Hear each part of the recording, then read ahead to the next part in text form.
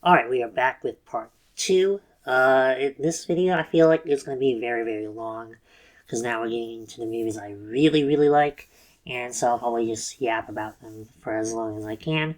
So let's just get into it.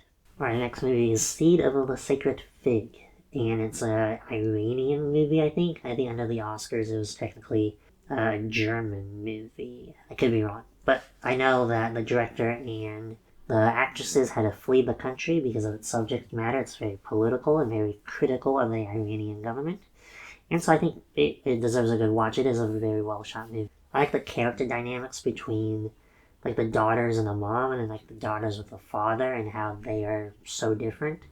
And I like the tension between the mother and the father, especially as things escalate and one of them has to pick a side, and well, they both have to pick sides, and one chooses the right side. I think the ending is a kind of like a chase scene at the end. I thought was a little bit much. I like it because like some people say it's kind of like a horror type movie, but I thought it was a tad silly. I do like the last shot of the movie, so yeah, I would recommend this movie as well. All the movies going forward, they're all very good. But I think that's like the only like major negative thing I have to say about this movie.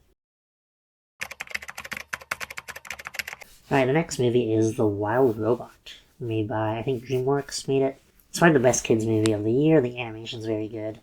I was very manipulated by the soundtrack, but I don't care. I still like it, and I think it does help the movie. I think that's like the main critique from some people, is that the soundtrack is very manipulative and makes you want to feel things, but I think that's kind of like the purpose of a soundtrack, is it not? To like manipulate you into feeling tense or whatever. Now, I don't think the movie does anything unique or different, but what it does do, it does very, very well. It's got standard character arcs. Couple things that are like not the best, kind of silly, but nonetheless, good kids movie, very fun. It does feel like two movies at times, where it's like I feel like at the midpoint there's this dramatic shift. I think after the snowstorm, or even like before the snowstorm, maybe even, where it could have been the movie could have ended.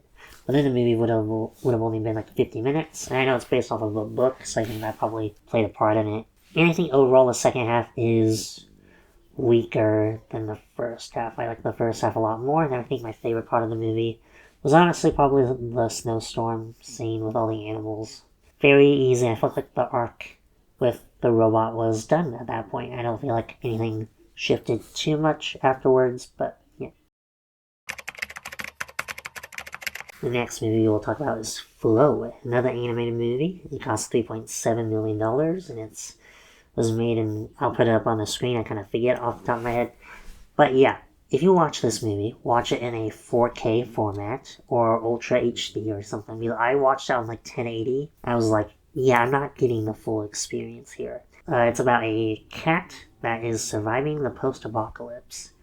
And there's no dialogue in the film because they're all animals, and it's about a group of animals learning to work together and be friends and stuff like that. And it's a gorgeous movie. The movie looks really, really good.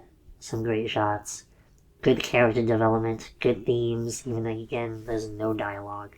And it's just super interesting. The animals, they feel like animals, and they all have their own personalities, and their own, like, wants and desires, and I think it's really cool that you can get all that across with no dialogue. Now, I think that's about spoilers for this movie. I think the most interesting part was obviously the scene with the crane.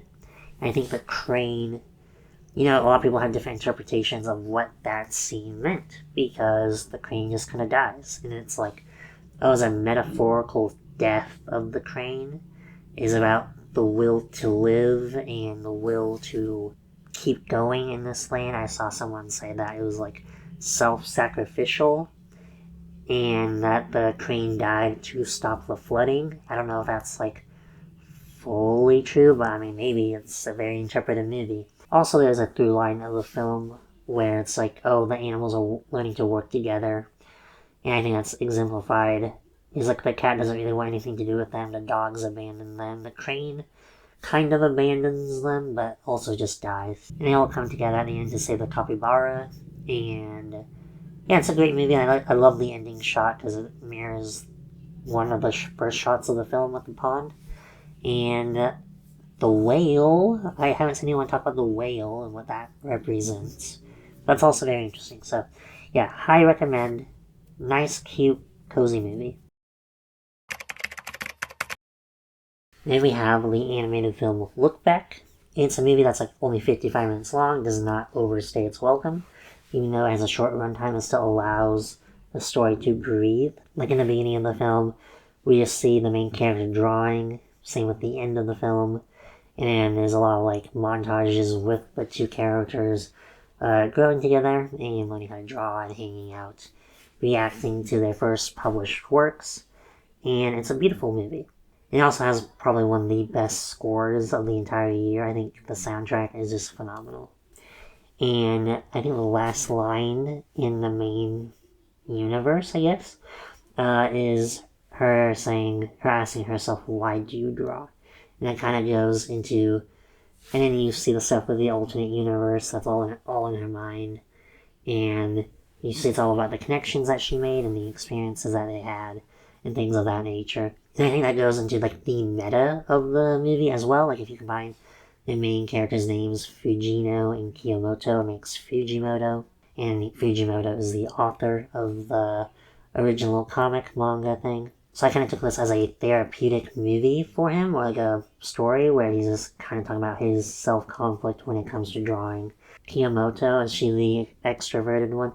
She's very, like, she kind of hates drawing, and she, it's a pain, but it gives her recognition. And then Fujino, the introverted one, hopefully I'm getting them right, is very like passionate about backgrounds and handling different parts of making the manga, and they work together as a team. So I think the movie is kind of going into the mind of the author. And I feel like if you know that, that elevates the film, and even if you don't know that, it's still a very solid story all around. The next movie, Memoir of a Snail, and it's another claymation stop motion type movie, and it's very story heavy. I think like it kind of like presents itself almost as a book. I mean, it's called Memoir of a Snail after all, and it feels kind of like those Wes Anderson shorts from last year, where it's just like, oh, it feels like you're reading a book or like an audiobook, but also with visuals. The main character is played by Sarah Snook, and I did not know that while I was watching the movie. I was kind of shocked to find out afterwards.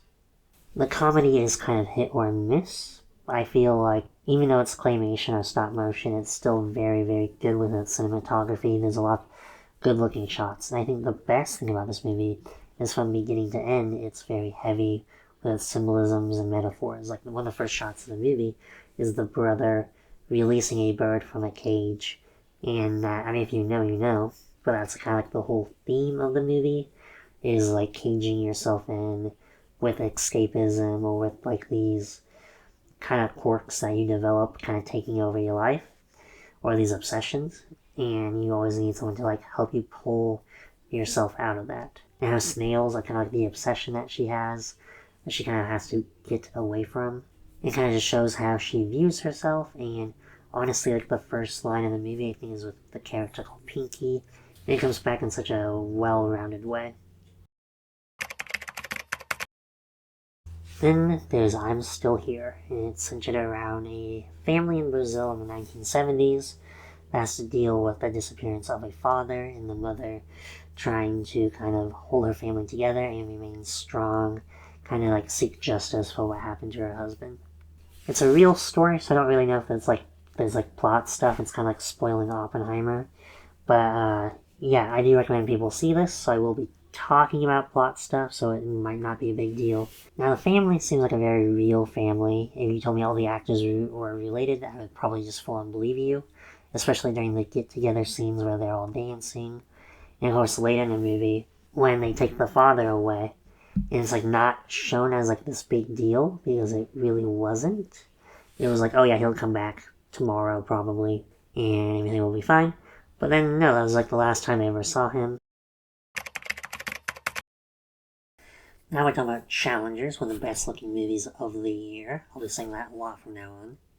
There's so much fun and so much energy in this movie. And again, it's non-linear storytelling, but like there are a lot more visual cues telling you when things are taking place. Kind of like the windstorm that takes place during like the final events of the movie. It goes back to Zendaya's monologue in the beginning of the movie when she talks about how tennis is like a relationship and whatnot. I do like hate all the characters though. They're all terrible people, but very entertaining, right? Because like in the beginning, they're kind of fighting over her a little bit. Tashi chooses, I think his name is Patrick, and then she pushes him away and argues with them right before a match. So he doesn't go to that match. And then she breaks a leg, and then Art is there, and so Art is there for him. So she starts dating Art, but not until like 2 years later, albeit. And then when she does start dating Art, and she is like engaged to him, I think, and then even after they have a kid, she cheats on him twice with Patrick, and it's just like, what is happening? And then Art finds out about this in the final tennis match when he like puts the ball up to the racket, kind of like how they did in the first act of the movie. It's a great setup, great payoff, great visual storytelling.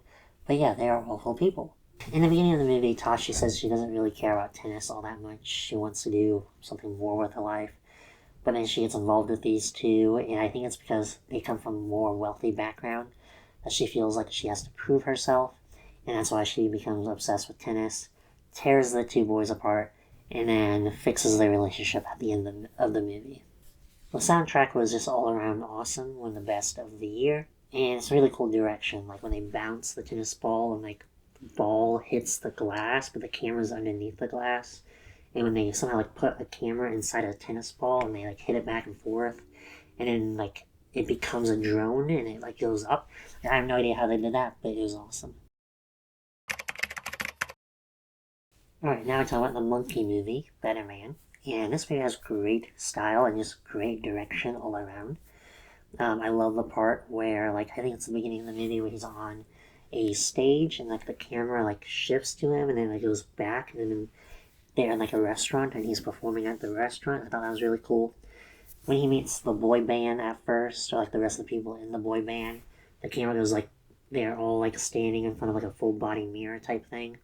And the camera goes from like one of the members of the boy band into the mirror, showing what they did day to day, and then it goes back to the next guy and then what he did, and the next guy what he did. It was really really cool. I love the kind of efficiency of this movie. Like it covered like an entire love story, like most of it over the course of a single song. A lot of songs I didn't really love. They were good but not great. There was great setup and payoff with the Frank Sinatra song though. I don't really know if this is better than like Challengers, but they're close-ish in my mind. There's a lot of British humor, a lot of dry humor, but I liked a lot of the jokes. It's very heavy on the comedy. It's like 1/3 of comedy, 1/3 of musical, and like 1/3 of drama. I'm not really gonna talk much more about it, just because I think more people should see this movie because it's very unique and how it presents itself. I feel like we should have more of that, so you should go and support it and like give it a shot. Alright, now we're talking about The Substance. One of the best looking movies of the year. Now, it is a body horror movie. I hate horror, but honestly, this wasn't that bad. It wasn't as bad as people were saying. Yes, there are gross moments, but like, they last like 30 seconds and then they're done. Until the end. Like, at the end, it gets so crazy and so unrealistic, it just didn't even bother me at that point.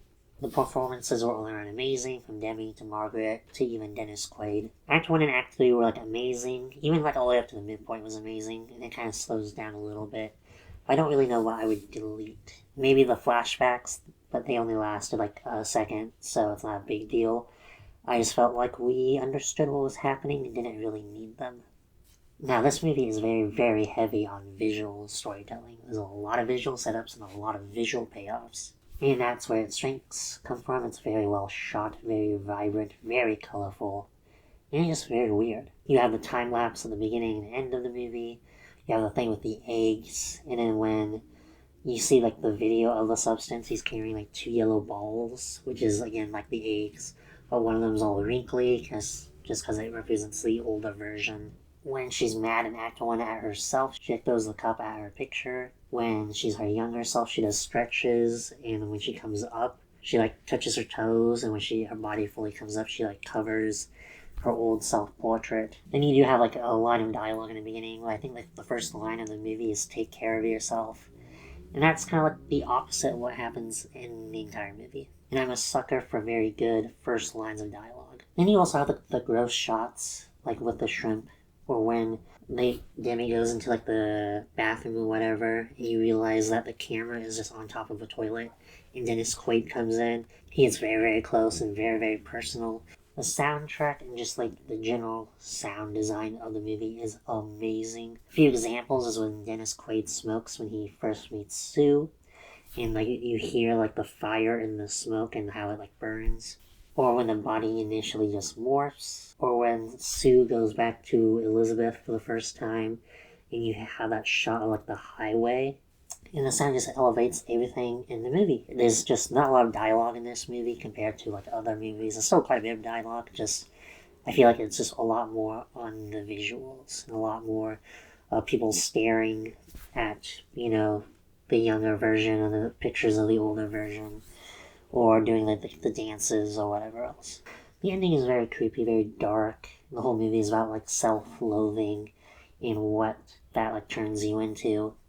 She's very, very at odds with herself, and with this like idea, with this concept, they explore like every single aspect of that. It's very, very over the top, very well made. See it on the biggest screen that you can. Next, we have The Apprentice, and this is one of the best looking movies of the year. Sebastian Stan, I didn't really buy his performance in like the first like 20-ish minutes. As the movie slowly goes on, he transforms into not the Donald Trump we know today, but one we can definitely be familiar with, or one that we definitely recognize. And then there's Jeremy Strong. He is one of the strongest performances of the year. I don't want to talk about the plot too much, just because it's another thing that just like happened in real life.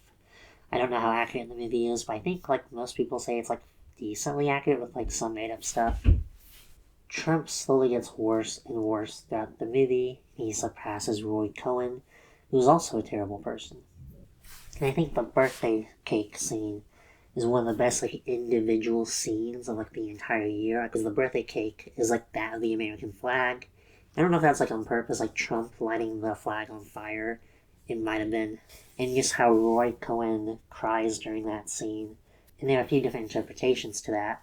But some people are like, oh, he's proud of the person he made. And I kind of disagree, but I think it's a fine enough interpretation.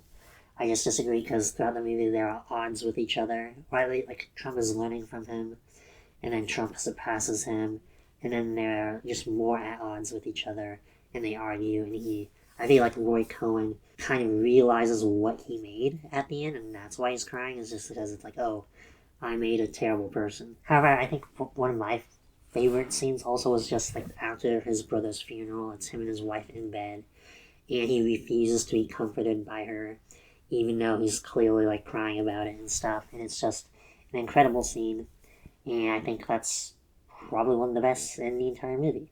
Just because he always has to like look strong, and he can't look weak, even in his most private moments. Right, Nosferatu. I shouldn't really have to say what this movie's about. It's one of the best looking movies of the year. All of Robert Eggers' movies look amazing. And there's just so many downright cool things in this movie, like the hand going over the city, or just how he drinks blood, not from the neck, but I think like from the chest. It's just so disturbing. And in this movie, supposedly, I haven't seen the other versions, but in this version, it takes a lot more interest in Ellen's story than the others, right? She calls Orlok in her youth. He wants to unite with her. She's the one that takes action in the end. Most people just do not believe her, or like really can't help her. Like Willem Dafoe, his character is like the only one that can help, or is like willing to help, and like willingly believes her. Her husband tries to help, and he has very good intentions, but he is kind of helpless in this situation. And at the end of the movie, Ellen is the one that, steps up and takes action. Now, she does have some clear lust for this vampire fellow, but she can overcome it in the end, right? That's kind of like the conflict, or part of the conflict of the movie. I think a lot of this is like representative of like how women really couldn't express themselves at that time. Robert Eggers kind of maybe downplays what goes into his movie sometimes, where he's like, oh, like The Lighthouse was just about two dudes going crazy. A lot of people can interpret it, however they want, and I feel like that's kind of what's going on with this movie. And of course, it's juxtaposed to Aaron Taylor Johnson and what he does with his wife at the end. I think it's supposed to be a parallel between Orlok and Ellen. But like with all good movies, you can either take it at face value and it's a cool vampire movie, or you can dive deeper if you want to. Alright, so next movie we're going to talk about is Sing Sing, one of the best looking movies of the year. Coleman also just gives such a natural performance in this role. And also, like, nobody else in the movie has ever acted in a movie before, which is kind of crazy, because they're all very, very good. This was shot over the course of, like, only 18 days on film, and it's just a very impressive production, all things considered. It's based off of a real-life story where in prison, these people kind of use art as a form of escapism, because of course they feel very, very trapped and helpless because they can't, no matter what they do, they either can't get out or they can't feel better. And so they use theater as a way to escape that. I feel like the low point of this movie exemplifies that idea so, so well. I don't really want to get into the plot too much besides that because I want more people to see this movie. However, I did find out, I think, like on Rotten Tomatoes, it had 100%, and it's in like the top 200 movies in Letterboxd, so it is getting some recognition, but still I want more people to see it. Another thing about like the direction of this movie is that there's a lot of like long shots where like the camera like follows around this person, and then it'll follow this person, and then this person. It's all like one giant shot, and it's very, very cool and natural because it kind of makes you feel like you're in the room with them, and it's just used very, very well. Next, we will talk about The Brutalist, and that is one of the best looking movies of the year. It was shot on like 35mm film and like VistaVision, which hasn't been used for a very long time, ever since like the shift to digital, I think, which is kind of neat. I guess it's used for like dramatic impact. I guess I'm not really sure. The score for this movie is absolutely amazing. I added it to my playlist for whenever I like read or write. And it's a very positive, upbeat score, but there's a lot of like dark undertones. And it's used in a movie excellently. Like even this movie covers a lot of ideas. It's about immigration, assimilation, creativity, art, what can it do to you, but a lot of power dynamics and classism. But it doesn't really like tell you how to feel about any one of those ideas. It just presents a lot of different scenarios and lets you think about it yourself. Now a lot of people do have interpretations of the film that are more negative than mine, which we will talk about. Part 1 is very much like starting from nothing and getting everything you want type of story. He's building towards something great, and it's still harrowing at times. Even Part 1, I would say, has a pretty good low point, but eventually everything works out for him, and, everything's dandy. But even in Part 1, there's a lot of, like, darker undertones. We see, like, a power dynamic with Guy Pearce's character that evolves over the course of the movie. And even right away, we can kind of see how he starts being used. And then we get like the intermission, and the intermission even helps with the story because the intermission is just like, it just shows a wedding photo of him and his wife and their family. And then we get to the beginning of Part 2. He meets his wife and she's in a wheelchair, and she didn't tell him, and he didn't know what she went through, and he's feeling guilty about not being there for her. Now I'm on the side that Part 2 is actually very, very good, if not better than Part 1. It makes us re-examine all the positive things in Part 1 and, adds new layers to it. It's like the happily ever after, but like what does that look like? There's new characters introduced, like the wife and the niece, and that just changes all the dynamics. Like in Part 1, we see Adrian, I think it's like the first dinner scene he has with Guy Pearce and all his friends, and he has to like prove that he's trustworthy, and then once he's proven that he's trustworthy, then they start exploiting him. Then there's that relationship that he has with that one guy that he met in the food line with his kid. In the beginning, they're like very good friends, but then at the end, he like yells at the guy because he doesn't have any more drugs. And there's also in Part 1, he cheated on his wife, technically, somewhat. And then in Part 2, the wife is like, oh yeah, I know, somehow. But she's okay with it because she understands why he did it and just what tore them apart in the first place in World War II. And there's still a lot of loss and a lot of grief with that. And even with the substances that he gets, he uses it on his wife one day, and it just leads to a horrifying scene. So that's another thing that pops up in Part 1 that has a huge payoff in Part 2. Then there's like the whole conclusion with Guy Pearce's character where, throughout the movie, there's a lot of exploitation going on. And in Part 2, there's a very disturbing scene in Italy between the two of them.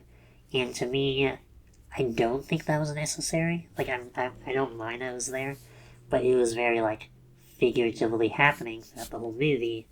And then in part 2, we, like, literally see it happen, and it becomes way more literal, a little bit more in your face. But it does lead to the conclusion at the dinner scene where Felicity Jones strolls on in and accuses him of that crime.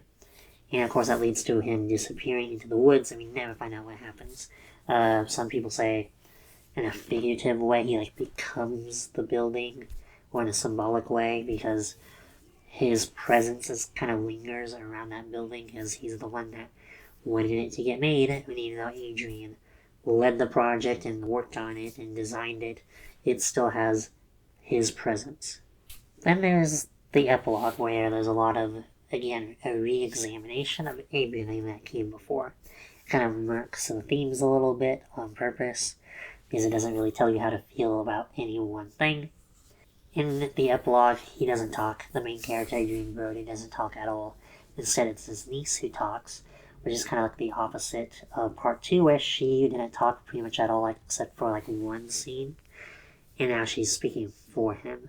And even though she didn't really talk at all throughout this movie, she still had, like, a very strong screen presence.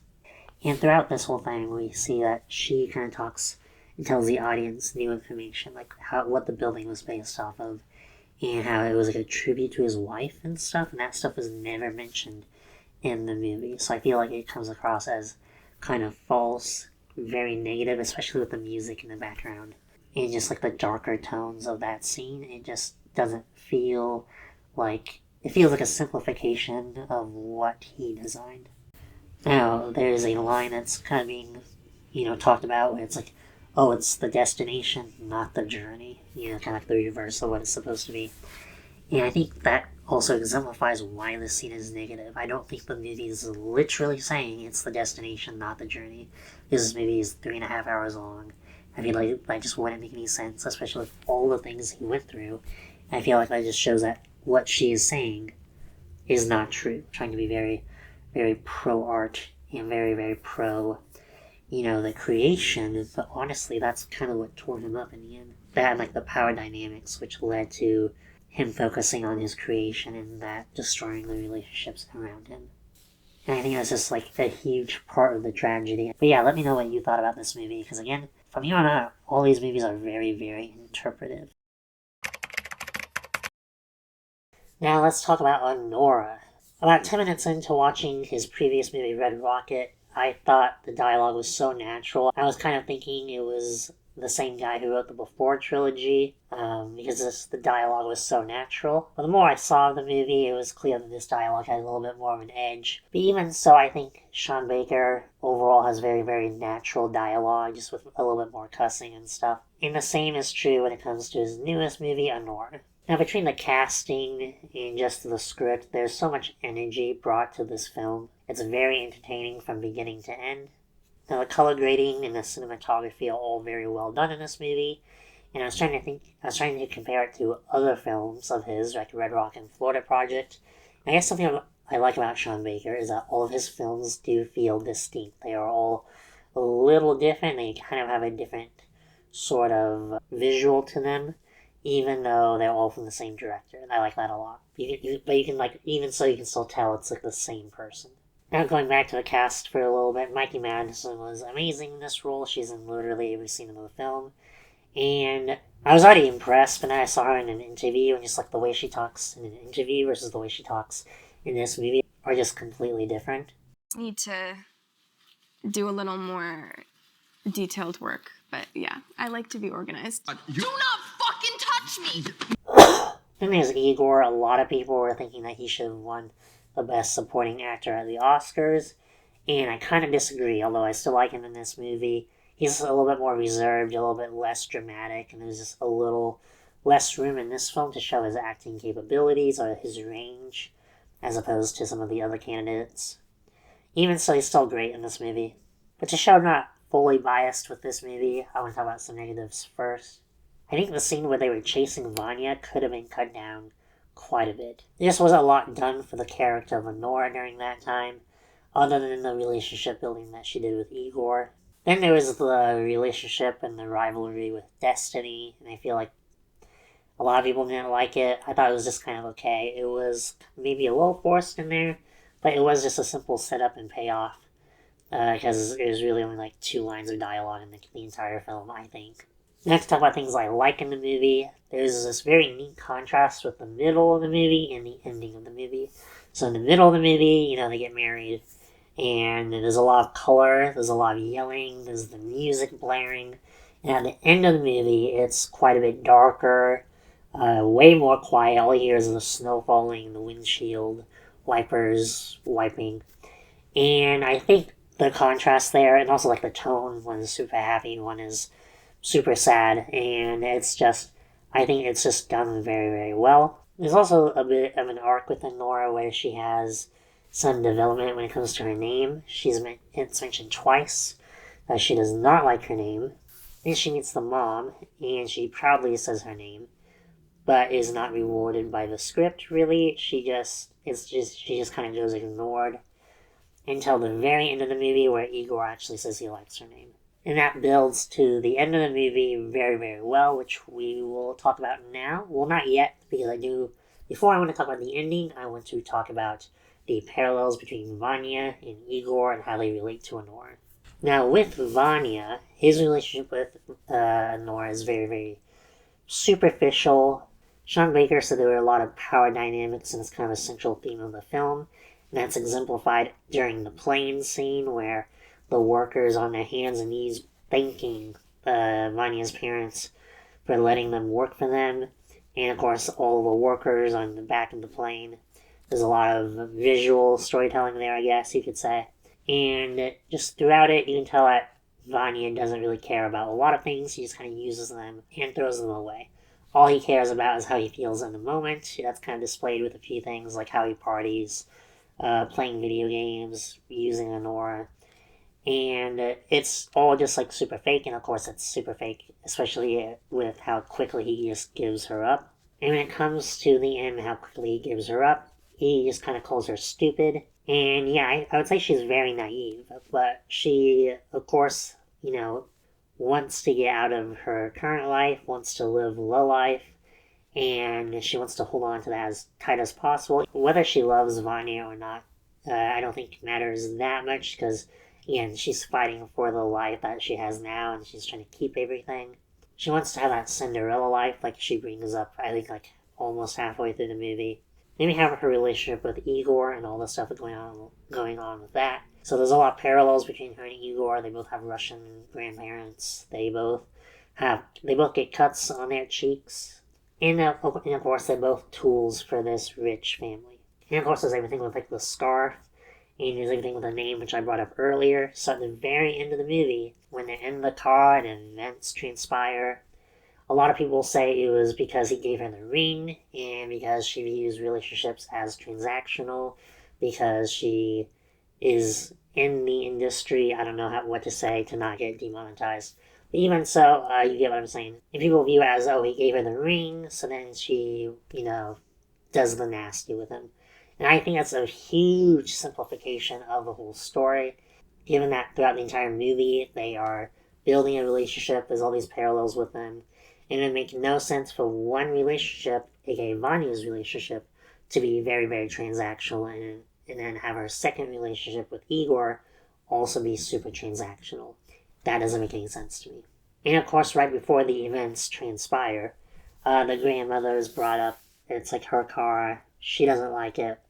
And I think it's just to show their connection, even though it's a weird relationship. And when they start kissing and she starts to fight back and punch him and stuff, I think that's just an emotional outlet for her to process all the stuff that's been happening in the past couple weeks, and seeing that this relationship is a little bit more real when she thought she had a real relationship with Vanya.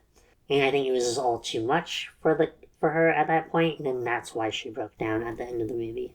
A lot of people also compare it to Greek mythology, so which is kind of funny. But yeah, it's related to the Persephone Hades story. I guess maybe in some language Honor means pomegranate, and that was featured in the Persephone story. And winter is a big part of that story, and it was snowing at the end of the movie.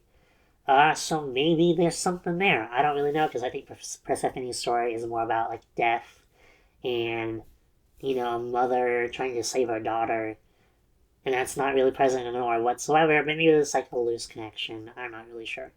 Overall, I really, really enjoyed the film. It's not gonna be everyone's cup of tea, but I really liked it. Now, my second favorite movie of the year, or just depending on the day, my first favorite, or my third, or my fourth, or my fifth, they're all very interchangeable. But my second favorite movie of the year today is Nickel Boys. It is based off of a book called The Nickel Boys, and that book is in a third person perspective, as I've been told at least. And which is very interesting because the movie is actually completely in first person. It's like a POV movie.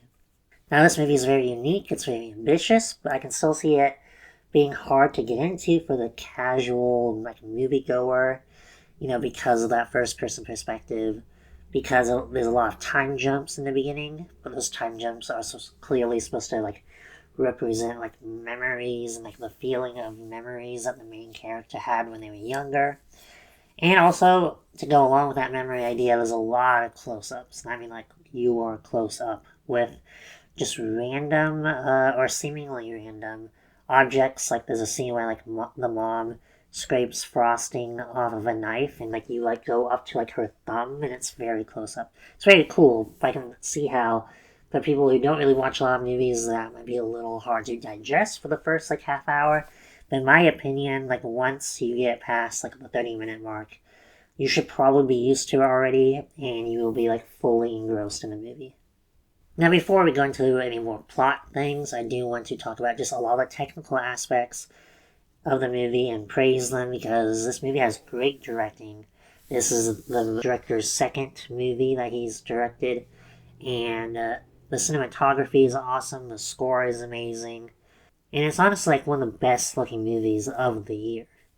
The movie follows someone named Elwood as he is thrown into this institution called the Nickel Academy, which is in Florida during the 1960s. And then we meet another character called Turner, and Turner, when we meet him, he also gets a POV, so then it kind of becomes like a shot, reverse shot type of movie, but it's like a totally different experience, and we don't always get that, like for some scenes, or for long periods of time we only get like the one POV, but it does switch periodically. Now, the dynamic between Elwood and Turner is very interesting to me, at least, because Elwood is very optimistic. He like when he sees Martin Luther King Jr. in the streets, but it's just like a cutout. And then Turner, he's kind of been in the system for a while. He comes from a less educated background. And even though he disagrees with the system, he's just kind of more accepting of it. Like, he literally has no one until he meets Elwood, and then later he meets Elwood's mom. And so because of that, spoilers, when Turner becomes Elwood at the end of the movie, kind of takes on his hopes and his dreams, and does research on Nickel Academy even long after it's gone. Now, this movie is very, very heavy on metaphors and symbolism, more so than any other movie on this list. There's the alligator that just kind of keeps popping up, and then there's like the space race, Dark of the Moon scenes that happen towards the end of the film. Now, the alligator, as I looked up, and there's a photo of it in the movie, but I guess way back when, slave owners used to use kids as bait for alligators, and that's kind of like represented in the movie to show how like the experiences that these kids went through in the 1960s was so like trivialized. Then there's like the Dark of the Moon metaphor. I've seen a lot of different interpretations of this, and I think a lot of them are just like full on valid. One of the interpretations was to show how much progress humanity was making during this time, while also allowing places like Nickel Academy to exist. Another thing was the dark side of the moon was supposed to like represent the dark side of America and its institutions. And I think another one I went to tack on is kind of like just how because Elwood is supposed to be very optimistic, and in the beginning of the movie he like kind of like reached. There's like a scene where like he put his hands up and he reached for like I think it was like oranges or something, and then later in the middle of the movie he's like picking oranges. And then during his final moments, he reaches his hand up again while the space race metaphor is happening. And I think it's supposed to just represent the freedom that he wanted to find and kind of like his hopes and dreams and things like that. Overall, one of my favorite movies of the year. Then we have Dune 2. Dune 2 is just awesome. It's one of the best looking movies of the year. It takes everything that Dune 1 had and improves upon it. Like starting right away with the eclipse scene. It's just a different type of lighting and the color change. And when the Harkonnens fall after getting taken out, like the entire theater, I felt like shook. My theater had a very good sound system. And even at home, it's a little different. It's a little less impactful, but still very good. Now, I'm sure this video is already going to be like the longest video on my channel, so I'll like keep it short. Everyone's seen Dune 2. Everyone's kind of like analyzed it. So I'm not going to like go too heavy into it, even though it's the final movie on this list. But the Colosseum fight with the black and white, the firework blotches, then there's like the final battle. It all seemed like so just grand and epic in scale. But one of my favorite moments, I feel like isn't really talked about all that much, is when he learns to ride the sandworm. Because not only was it like just visually awesome with like the sand blowing in his face, and the sound design, of course, but also just a great milestone for that character, and him getting the trust of like the Fremen and like becoming one of them. I also love the absurdism in this movie with his little sister and how she communicated with her mom, and of course, just the overall character arc with Paul Atreides. In the beginning, he has nothing. He's on the run. He's basically like a refugee. He's at the bottom of the barrel, and then at the end of the movie, he has literally everything. Except Zendaya. Now, if Dune Messiah is made and it's as good as this movie, I think this will be one of the best trilogies of all time. I know a lot of people were worried because just the unconventional way that Dune Messiah is told, but people were worried about Dune Part 1. Right? Like, I remember there were complaints and worries about Paul's inner monologues, and that's not really brought up anymore. I think even in Part 2, they were worried about like the action scenes and how certain things were portrayed, and now those issues are not brought up anymore. So I think Dune Messiah will be handled well. I'm not too worried. Anyways, those are my favorite, like, how many movies do we talk about? Like 30 movies of the year. Let me know if I got anything wrong, plot-wise, or just technical-wise. Let me know your favorites, your least favorites, if you disagree on any of my takes. And always feel free to recommend a movie. I like to expand my tastes. And of course, watch every single movie I talked about. They're all good, except the bad ones. Alright,